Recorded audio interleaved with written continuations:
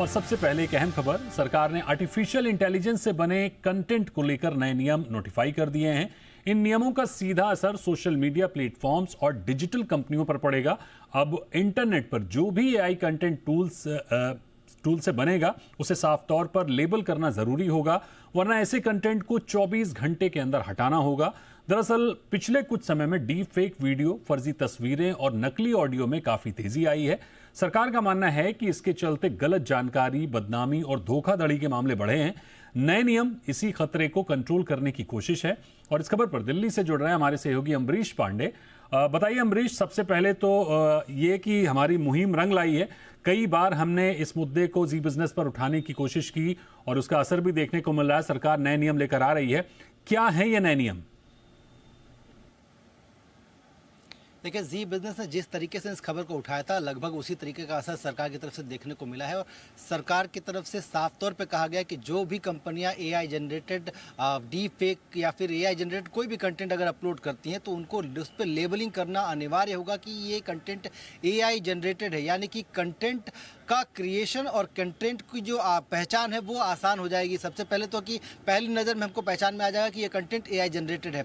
दूसरा ये कि अगर कंटेंट के बारे में किसी ने कोई शिकायत की है तो उस शिकायत को 24 घंटे के भीतर एक्नॉलेज करके उस पर एक्शन लेना होगा। अगर नहीं लिया तो उस प्लेटफॉर्म पर कार्रवाई होगी। और तीसरा और सबसे अहम ये कि अगर कोई कंटेंट एआई जनरेटेड है और उस पर कोई लेबलिंग नहीं है या फिर वो किसी की मानहानि या फिर राष्ट्रीय सुरक्षा या फिर किसी भी तरीके का कोई खतरा बनता है तो उस कंटेंट को जैसे ही फ्लैग किया जाएगा उसके 3 घंटे के भीतर प्लेटफॉर्म से हटाना होगा। जो कि पहले ये डेडलाइन 36 घंटे थी। यानी कि 36 घंटे की बड़ी टाइमलाइन को घटाकर सरकार ने मात्र 3 घंटे कर दिया। और ये सबसे बड़ा एक्शन हम सरकार की तरफ से देख सकते हैं कि किसी भी तरीके की फर्जी वीडियो या फिर एआई जनरेटेड कंटेंट या फिर सिंथेटिक कंटेंट पर सरकार ने अभी तक किया है।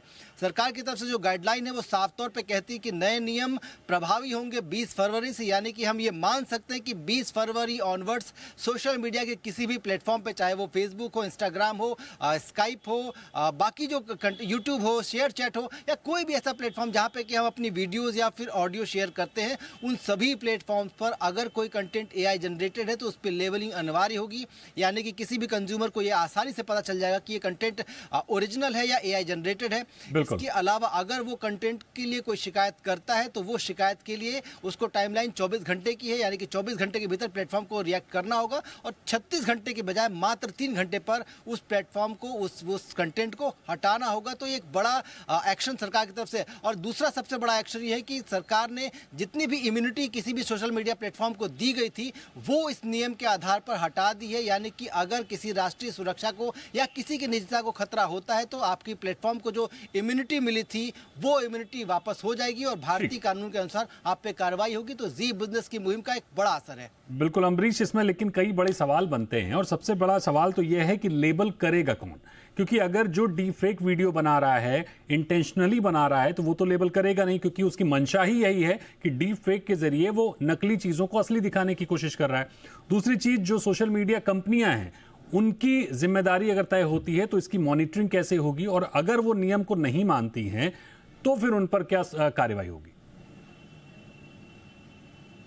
आपके सवाल को अगर मैं पीछे से उसका उत्तर देना शुरू करूं तो अगर कंपनियां इस कानून को नहीं मानती तो जो उनको इम्यूनिटी मिली है वो इम्यूनिटी तत्काल प्रभाव से वापस होगी। भारतीय कानून के अनुसार उन पर एक्शन होगा। दूसरा ये कि इनको लेबलिंग करेगा कौन? क्योंकि जो कंटेंट बनाता है वो लेबलिंग नहीं करेगा तो कंपनियों की या प्लेटफॉर्म की जिम्मेदारी बनती है कि वो अगर ये पाती हैं कि ये कंटेंट सिंथेटिक है तो वो उस पर खुद लेबल करेंगे कि ये सिंथेटिक कंटेंट है, इस पर एक्शन की ज़रूरत नहीं है, ये ओरिजिनल कंटेंट नहीं है। तीसरा ये कि कंपनियों को साफ तौर पे आदेश दिया गया कि 20 फरवरी ऑनवर्ड्स यानी कि इसी महीने की 20 तारीख के बाद कोई भी कंटेंट जो अपलोड किया जाता है उनके प्लेटफॉर्म पर उसके मॉनिटरिंग के लिए वो खुद से एआई मॉनिटरिंग टूल्स लगाएंगी। यानी कि कोई भी कंटेंट जो अपलोड होता है उसको एआई द्वारा मॉनिटर किया जाएगा और ये तत्काल प्रभाव से उस पर लेबलिंग की जाएगी कि कंटेंट सिंथेटिक है और एआई जनरेटेड है या ओरिजिनल है। और अगर वो ओरिजिनल है तभी वो जाएगा बिना लेबल के, अदरवाइज उस पर लेबलिंग करना अनिवार्य होगा। ये प्लेटफॉर्म की जिम्मेदारी है। और अगर कोई भी कंटेंट क्रिएटर ऐसा नहीं करता है या प्लेटफॉर्म ऐसा नहीं करता है तो उस प्लेटफॉर्म को ब्लैकलिस्ट किया जा सकता है, उस पर भारतीय कानून के अनुसार एक्शन लिया जा सकता है और आगे उसकी इम्यूनिटी, क्योंकि उसने भारतीय कानून के सबसे पहले नियम को नहीं फॉलो किया है, लिहाजा उसकी जो इम्यूनिटी थी ये प्लेटफॉर्म, सोशल मीडिया प्लेटफॉर्म होने के नाते इंटरमीडियरी की, वो इम्यूनिटी तत्काल प्रभाव से वापस होगी और आगे जो एक्शन होगा वो भारतीय कानून के अनुसार होगा। तो जिम्मेदारी नैतिक तौर पे प्लेटफॉर्म्स की बढ़ जाती है, लिहाजा प्लेटफॉर्म्स की खुद ये जिम्मेदारी बनेगी कि वो खुद ये मॉनिटर करें और खुद इस पे एक्शन ले। कंटेंट क्रिएटर के बारे में भी ये जानकारी है, ये उनको भी ये कहा गया है कि वो भी अपने कंटेंट के बारे में जो अपडेट दे रहे हैं उसका सोर्स भी डिस्क्लोज करेंगे। लिहाजा अगर मैं कंटेंट बना रहा हूं तो मैं डिस्क्लोज करूंगा कि मैंने सोर्स कहां से लिया है और ये एआई जनरेटेड नहीं है, इसका डिस्क्लेमर भी मुझे खुद देना होगा। जाहिर तौर पर सबसे बड़ी बात तो यही है कि जो इंटेंशनली डीफेक कर रहा है वो उसे कितना सही करेगा, उसके इंतजार करने की बजाय आप खुद थोड़ा सा सतर्क रहें और ये भेद करना जरूर सीखें कि कौन सा कंटेंट सही है और कौन सा कंटेंट गलत है। बहरहाल